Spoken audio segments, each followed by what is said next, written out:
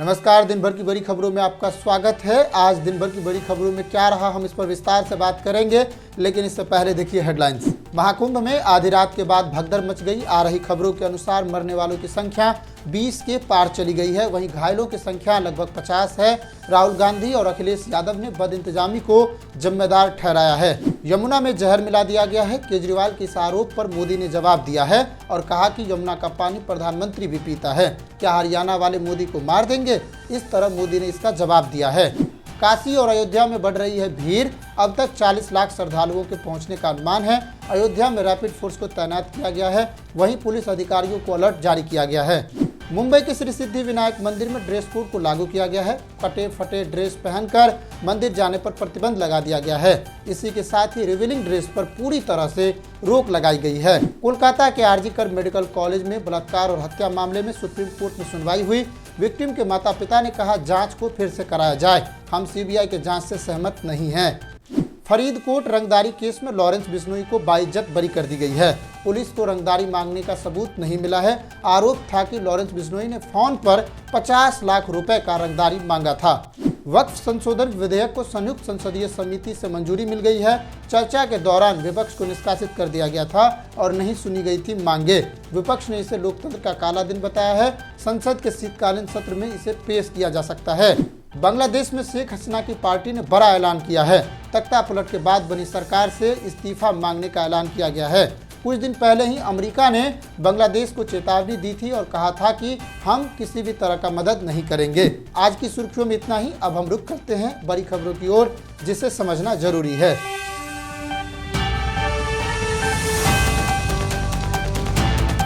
खबरों पर जाने से पहले आपसे विशेष अनुरोध है कि आप कम से कम हमारी मेहनत को समर्थन करें और चैनल को सब्सक्राइब और लाइक जरूर करें। साथ ही वीडियो को शेयर करें और अपनी प्रतिक्रिया भी जरूर लिखें। अब हम खबर को देखते हैं।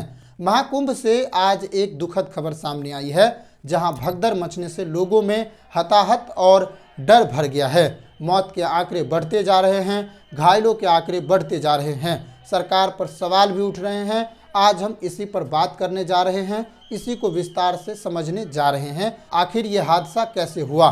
प्रयागराज के संगम तट पर 28 जनवरी की रात करीब 1:30 बजे भगदड़ मच गई। हादसे में अब तक 20 से ज़्यादा लोगों की मौत होने की खबर है। 50 से ज़्यादा श्रद्धालु घायल हैं। दैनिक भास्कर के अनुसार मेडिकल कॉलेज में पहले 14 शव पोस्टमार्टम के लिए लाए गए, बाद में एम्बुलेंस से कुछ और शवों को मेला क्षेत्र से लाया गया। इधर प्रशासन ने मौत या घायलों की संख्या को लेकर हादसे के 13 घंटे बाद भी कोई जानकारी नहीं दी है और ये सोचने वाली बात है कि सरकार इसे क्यों छिपाना चाहती है।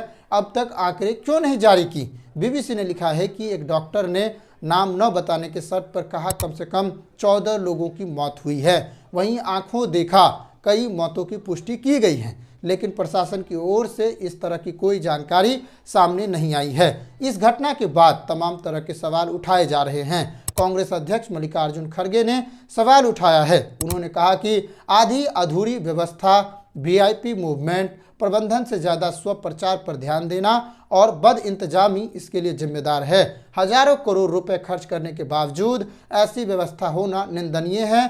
अभी कई महत्वपूर्ण शाही स्नान बचे हैं, तो केंद्र सरकार और राज्य सरकारों को अब चेत जाना चाहिए और व्यवस्था को सुधारना चाहिए ताकि आगे ऐसे अप्रिय घटना न हो। श्रद्धालुओं के ठहरने, भोजन, प्राथमिक चिकित्सा व मूवमेंट आदि की व्यवस्था में विस्तार करना चाहिए और वीआईपी मूवमेंट पर लगाम लगाना चाहिए। ये मल्लिकार्जुन खड़गे ने ट्वीट कर कहा है। यही हमारे साधु संतों की भी मांग है। बद इंतजामी के ऊपर इससे पहले भी कई तरह के आरोप लग रहे थे, जहां मूलभूत सुविधाएं भी उपलब्ध नहीं कराने को लेकर बात कही जा रही थी। अखिलेश यादव ने भी सरकार के ऊपर निशाना साधा है।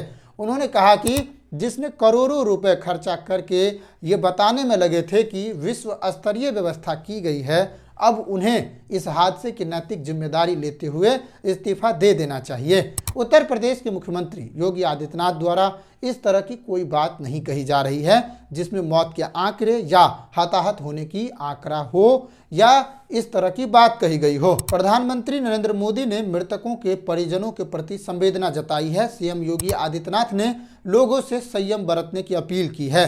उन्होंने कहा, श्रद्धालु संगम पर ही स्नान करने की न सोचे, गंगा हर जगह पवित्र है, वे जहां हैं उसी तट पर स्नान करें। पीएम मोदी ने चुनावी सभा से कहा, मैं उत्तर प्रदेश सरकार के साथ निरंतर संपर्क में हूं।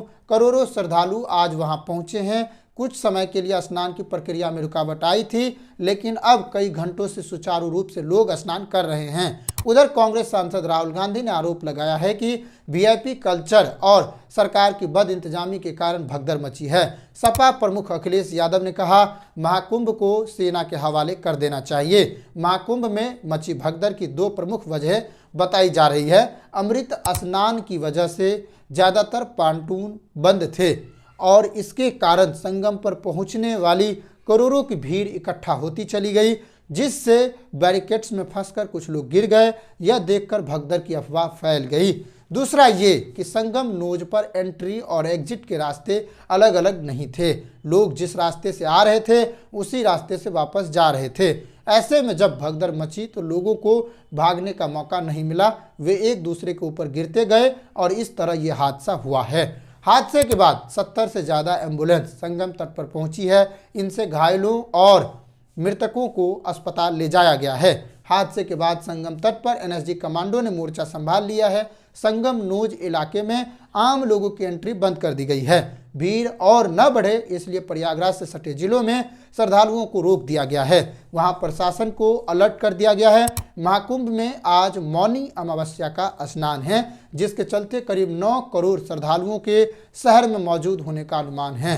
प्रशासन के मुताबिक संगम समेत 44 घाटों पर आज देर रात तक 8 से 10 करोड़ श्रद्धालुओं की डुबकी लगाने का अनुमान है। इससे एक दिन पहले यानी मंगलवार को 5.5 करोड़ से ज़्यादा श्रद्धालुओं ने संगम में डुबकी लगाने जाने की बात कही गई थी।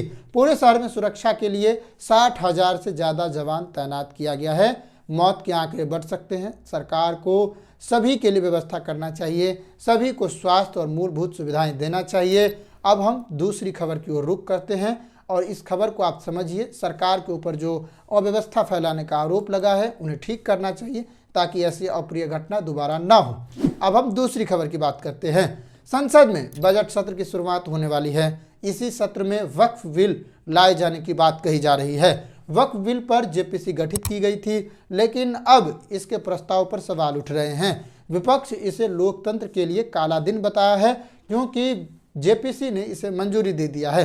क्या है पूरा मामला, क्यों इसे काला दिन कहा जा रहा है, समझिए। संसद की संयुक्त संसदीय समिति, जिसे जेपीसी कहा जाता है, उसने वक्फ संशोधन बिल 2024 की ड्राफ्ट रिपोर्ट और संशोधित बिल को बुधवार को बहुमत से मंजूरी दे दी है। समिति के अध्यक्ष और बीजेपी सांसद जगदम्बिका पाल ने मीडिया को बताया कि विपक्षी सांसदों को असहमति पत्र, जिसे डिसेंट नोट कहा जाता है, उसे जमा करने के लिए शाम 4 बजे तक का समय दिया गया है।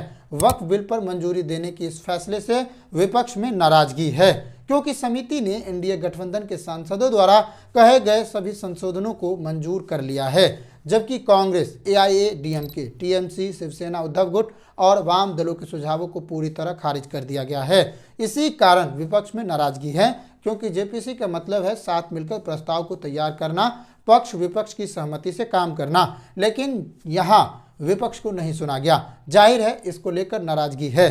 विपक्षी पार्टियों का दावा है कि मंगलवार को सांसदों को 600 से ज्यादा पन्नों की ड्राफ्ट रिपोर्ट दी गई थी, जिसे पढ़कर अपनी आपत्ति दर्ज कराना लगभग नामुमकिन था। शिवसेना उद्धव गुट के सांसद अरविंद सावंत ने कहा, मैंने असहमति पत्र जमा कर दिया है, क्योंकि इस बिल को लेकर भ्रम फैलाया जा रहा है। इसे न्याय के लिए नहीं बल्कि राजनीतिक मकसद से आगे बढ़ाया जा रहा है। यहाँ तक कि संविधान की भी अनदेखी की जा रही है। जब वे वक्फ बोर्ड में गैर मुस्लिमों को शामिल करने की बात करते हैं तो इससे भविष्य में मंदिरों के प्रबंधन पर भी असर पड़ सकता है। एआईएमआईएम प्रमुख असुद्दीन ओवैसी ने भी इस बिल के प्रावधानों की आलोचना करते हुए कहा, जो संशोधन किए गए हैं वे वक्फ बोर्ड के हित में नहीं हैं, बल्कि उसे खत्म कर देंगे। 650 पन्नों की रिपोर्ट को रातों रात पढ़कर डिसेंट नोट तैयार करना व्यवहारिक रूप से असंभव था।